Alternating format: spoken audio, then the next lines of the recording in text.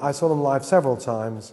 They were a live band. Remember, this was post-punk. It grew out of punk, and punk was a live experience.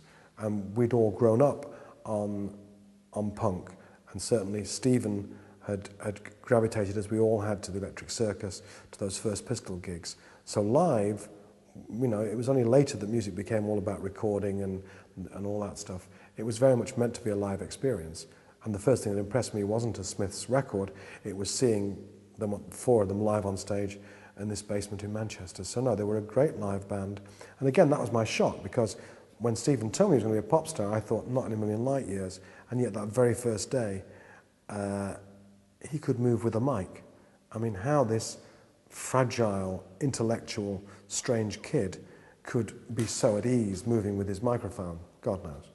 But yes, very good live band, and something that is generally forgotten about them. Excellent.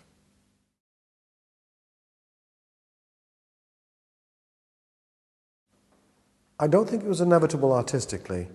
I think it was inevitable personally. I think Stephen's very difficult, and I think John put up with it for a very long time. I think the other two would have gone with it for as long as they needed to, but I think Johnny Marr didn't need to, and I would presume that Johnny Marr in the end, and you know, the word in Manchester was that not just Johnny, but Angie had just had fucking enough.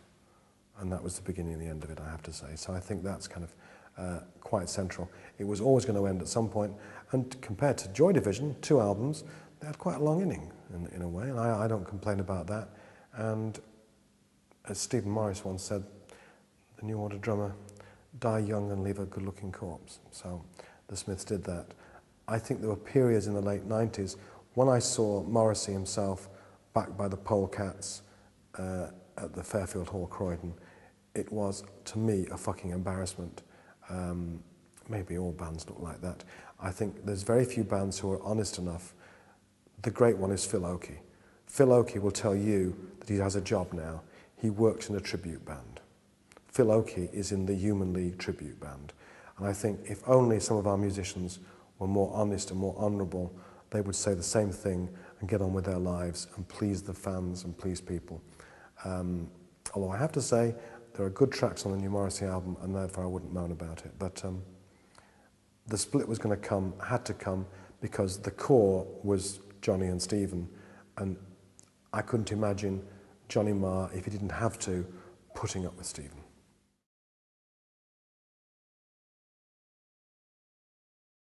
The very strange thing about this art form that we love and that Elvis Presley invented and that fills our lives is that all the other art forms, painting, poetry, even architecture by and large, they're individual art forms where an individual does the work.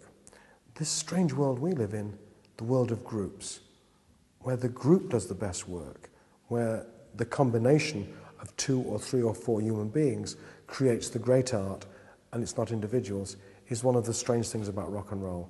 And certainly, Johnny and Stephen epitomize that.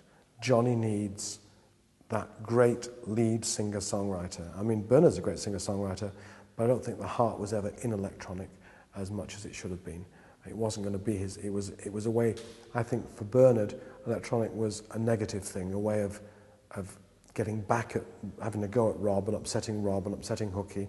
I think there was a period in Bernard's life when Gillian became more difficult than Bernard, and I think it was very upsetting for Bernard that he'd been the most difficult musician in the band for a while and suddenly was out-difficulted. So maybe he did it for that reason. But whatever, there is no doubt that this miracle of this art form, that the whole is better than the parts, certainly applies to Johnny and Stephen. I think particularly without Johnny's chord changes and Johnny's musical genius, Morrissey does not have the correct ammunition to place his syllables. I think there are some good melody lines in there. The stuff on the new album, there's several good songs. So it's there, but it's not transcendental the way it was with the Smiths. And Johnny as well. I mean, you know, there isn't an album that Johnny's part of that is a must-have in anyone's collection, I don't think. And that's a tragedy for him as well. But, you know, how many great albums do you want? You've got 5 sitting there in your catalogue. Maybe we should be happy with that. Let's not ask for too much.